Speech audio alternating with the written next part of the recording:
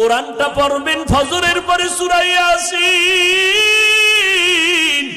জোহরের নামাজের পরে সূরাতুর রহমান তেলাওয়াত করবেন, আসরের নামাজের পরে আম্মা ইয়াতাসাআলুন, মাগরিবের নামাজের পরে সূরা ওয়াকিয়া তেলাওয়াত করবেন, এশার নামাজের পরে সূরা মুলুক তেলাওয়াত করবেন। আপনার ঘর ফেরেশতারা পাহারা দিবে, আপনার ঘরে কোনোদিন চোর ডাকাত আসবে না, আপনার স্বামীর কামাই রুজিতে কোনোদিন অভাব লাগবে না। সূরা ইয়াসিনটা পড়া ভুলিয়েন না রে আম্মা জান। কপাল খারাপ, দুনিয়ার সব কিছুই শিখলেন, কোরআন পড়া শিখলেন না। আমি ছোটবেলার থেকে বলতেছিলাম, ভুলে গেছিলাম, আম্মা জান আমাদের গজল শিখাইতেন, আম্মা জান আমাদের কোরআন পড়া শিখাইছেন। ও পর্দার আড়ালের আম্মা জান, কেন কোরআন শিখলেন না রে মা? কোরআনের মতো আর এত মধুর তেলাওয়াত কই পাইবেন? ও পর্দার আড়ালের আম্মা জান, ওই আম্মা জান আয়েশার মতো আপনারাও নারী। নবী বলেন, আয়েশা আমি কান্না করার কারণ হাসরের ময়দানের কঠিন কথা আমার মনে পড়ে গেল। আম্মা জান আয়েশা বলেন, কেমন কঠিন?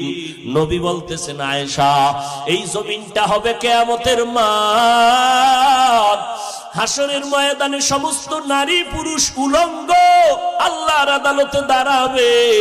আল্লাহ পাক গরম মেজাজ নিয়ে কুদরতের আওয়াজ দিয়া বলবেন, লিমানিল মুলকুল ইয়াউম। আল্লাহ পাকের কুদরতের রাগান্বিত বড় আওয়াজে হাসরের ময়দানটা কেঁপে উঠবে। অপরদিকে সূর্যের গরম, আল্লাহ বলবে সূর্য যত তাপ আছে জমিনে ছেড়ে দাও। অন্যদিকে জাহান্নামের আওয়াজ, জাহান্নামের আওয়াজে হাসরের মাঠ থরথর করে কেঁপে উঠবে।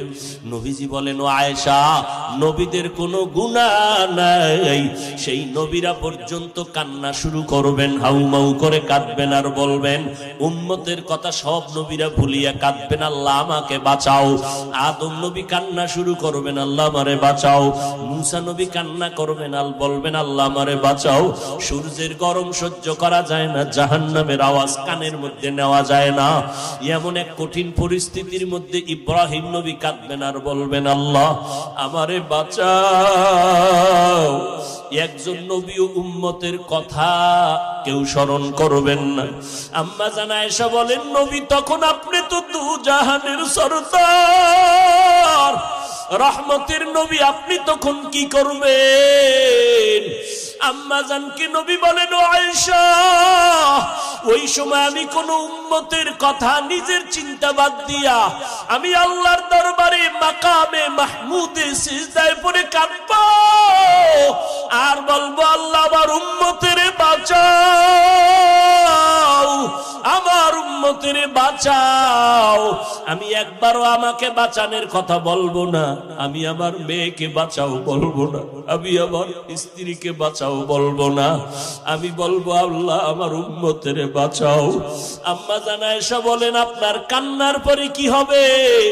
আল্লাহ বা নবী বলেন, ও আয়েশা তখন আমার আল্লাহর অন্তরে মায়ার জোশ আসিয়া যাবে।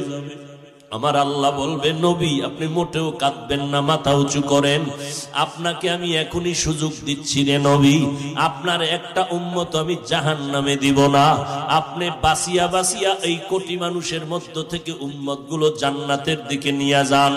আম্মা জান বলেন, নবী তখন আপনি কি করবেন? নবী বলেন, আমি কোটি কোটি মানুষের মধ্যে উম্মত গুলো বাঁচিয়া আরশে আজিমের নিচে নিয়ে বসাবো। আল্লাহর নবীর